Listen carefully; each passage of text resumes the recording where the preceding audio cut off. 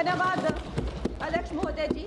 आज से 1 साल पहले हमारे माननीय गृह मंत्री श्री अमित शाह जी ने यशस्वी प्रधानमंत्री श्री नरेंद्र मोदी जी के नेतृत्व में पूरे देश के सामने संकल्प लिया था, घोषणा की थी कि मार्च 31 2026 तक हम ये जो माओवाद है, ये जो लेफ्टिस्ट वामपंथी टेररिज्म है, इसकी जड़ें जो है देश से उखाड़ फेंकेंगे। और आज इस सभा के द्वारा, इसके माध्यम से मैं हमारे गृह मंत्री जी को, हमारी सरकार को बहुत बहुत शुभकामनाएं देती हूँ। ये संकल्प सिद्ध करने के लिए उनकी बहुत सराहना करती हूँ। अध्यक्ष महोदय, 1967 में ये छोटी सी चिंगारी माओवाद की उठी थी। उस वक्त अगर कांग्रेस सरकार चाहती तो इसको उसी वक्त दबा सकती थी, लेकिन उन्होंने क्या किया, उल्टा उन्होंने आदिवासी लोगों को जो है वो सौतेला ट्रीटमेंट दिया।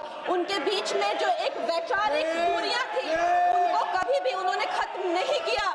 और जब ये माओवाद की समस्या हम उनके सामने आई तो जैसे मेरे भाई संबित पात्रा ने पूरे देश के सामने आज बताया कि सोनिया जी और राहुल गांधी जी की वामपंथी सरकार प्लस उनके वामपंथी सलाहकार प्लस उनके जो वामपंथी मित्र और ये वामपंथी टेररिस्ट और इनको जो भी जितने भी फंडिंग होती थी, जो भी इनके हथियार होते थे, गोला बारूद होते थे, वो उन लोगों से आते थे जिनके साथ ये कांग्रेस की सरकार उठती बैठती थी। तो हम लोग क्या अपेक्षा कर सकते हैं? क्या कोई समझौता इनके बीच और वामपंथी उग्रवादियों के बीच हो सकता था? नहीं हो सकता था। और उसका क्या परिणाम हुआ कि ये जो वामपंथी उग्रवादी हैं ये बिल्कुल आउट ऑफ कंट्रोल हो गए। इन्होंने खून की नदियां बहा दी, इन्होंने 16,000 से ज्यादा अटैक किए, इन्होंने 2,000 से ज्यादा सुरक्षा कर्मियों को मार डाला, इन्होंने छोटे छोटे बच्चों की जो है वो जिंदगियां ले ली, वहां पे नरक बना दिया। इन्होंने तीन पीढ़ियां ये जो है नक्सलवाद की जो आग में है जो इन्होंने झोंक दी। और जब इसके अंधेरे में पूरी तरह से जो ये क्षेत्र है जो डूब गए, जिन छोटे छोटे बच्चों के हाथ में लैपटॉप और कलम होनी चाहिए थी उनके हाथों में इन्होंने बंदूकें दे दी।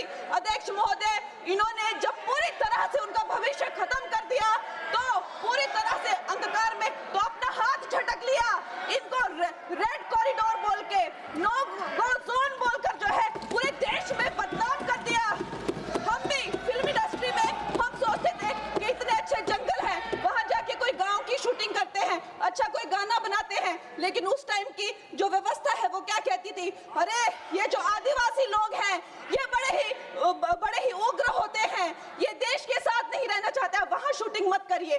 खुद की असफलता छुपाने के लिए इन्होंने पूरे देश से जो